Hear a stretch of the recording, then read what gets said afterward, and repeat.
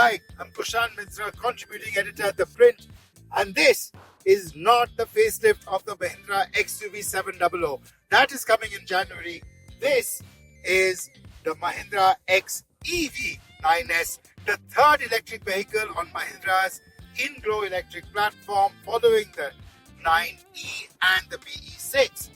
And well, it looks like the XEV900, and that is very deliberate.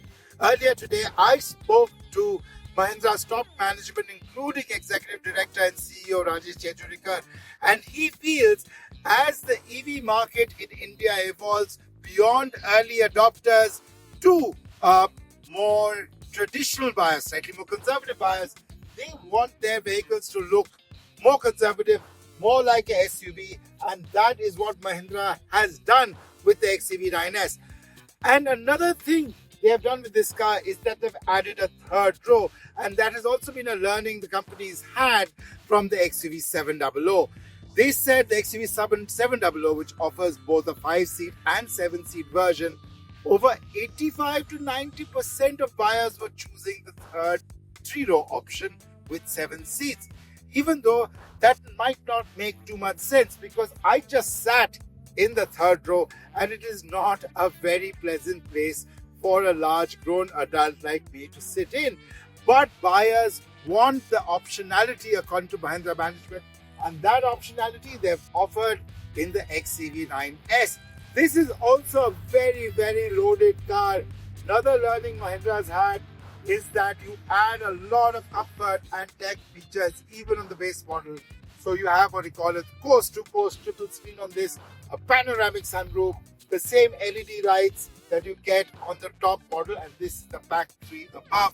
You get on the base pack 1 above. You have 3 battery packs now, a 59 kilowatt which is offered on the pack 1 and pack 2 above. The pack 2 above also comes with a 70 kilowatt hour battery option. In fact, the 59 kilowatt is only offered in the pack 1.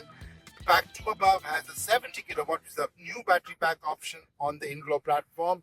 And there's, of course, the 79 kilowatt battery pack option, which gives you a range of over 500 kilometers. Everything else is very similar to the top models of the XEV9e and the BE6. Similar range, and I'm sure similar performance. But of course, as I always say, the proof of the pudding is in the driving. So let's get into the driver's seat and let me tell you a bit more about how the XEV9s performs. So this is the third row on the Mahindra XEV9s, and well, I'm about 5'11".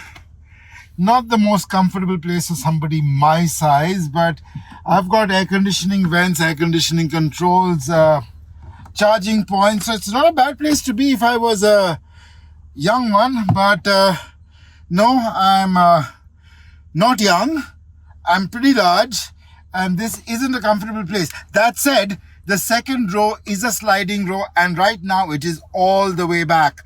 So you can slide the second row forward a bit, and I would possibly be a bit more comfortable. But the third row on this and any other car, whether it's XEV900 or even a Mahindra Scorpio, and the third row is not a place for a full-grown adult to be, but it gives optionality if you have a family and want to carry kids on a long journey, even though keeping the third row up means sacrificing luggage space.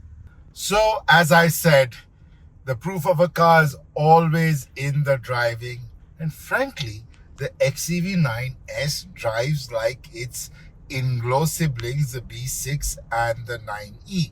There are certain things about the car I like. Firstly, the extra rear visibility you get, because this is a more conservative, even though Mahindra executives call it conventional design. And it will sell because of its conventional design. But make no mistakes, this car is anything but conventional when it comes to tech. This is the pack 3 above. This has got everything. It has 5 radars and a Qualcomm processor that is powering V2X on this car. V2X means vehicle to everything. It is sensing everything that is in front of it. It is seeing everything outside the car. This car can actually manage full self-driving if it was allowed by the government. 5 radars and 1 vision camera and a camera pointing inside. It records everything. This car is loaded with tech, and they're giving all that tech even on the lower spec. Even the pack one above, you get this what they call triple screen called coast to coast triple screen. It's huge, the amount of real estate for the screen. You have your Harman Kardon speakers with Dolby Atmos sound. This is a very feature loaded car, but this car will mainly be bought by people who like its styling. And it's ironic because I was talking to Pratap Bose, who designed these cars, and I think the BE6 and the XEV9e were his babies, in the sense that they had this really cool coupe design, but it's going to be the more conventional cars that sell. Now, one thing you have to remember about Mahindra and this car is that they made it a 3-row car. Now, as I showed you just now, the 3rd row isn't very comfortable, but people want the optionality of the 3rd row. They want that to happen.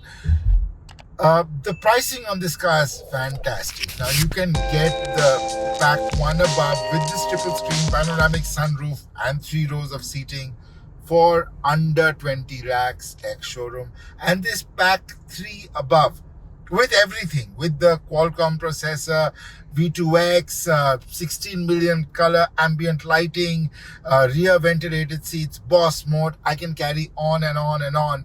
You can get that for under 30 lakhs. The feature set for under 30 lakhs. You have features on this car that are not available on luxury cars that cost 1 crore rupees. Mahindra has really become a premium brand, and it's ironic when I asked Rajesh Jejurikar this, he said the journey of Mahindra in the past 25 years since the first Scorpio was launched to this has been a spectacular one, and Mahindra's challenging for number 2, but with vehicles like this, I really think they will be challenging for number 1 very soon. Thank you so much for watching. Do remember to subscribe to The Print for more awesome automotive content in the coming months.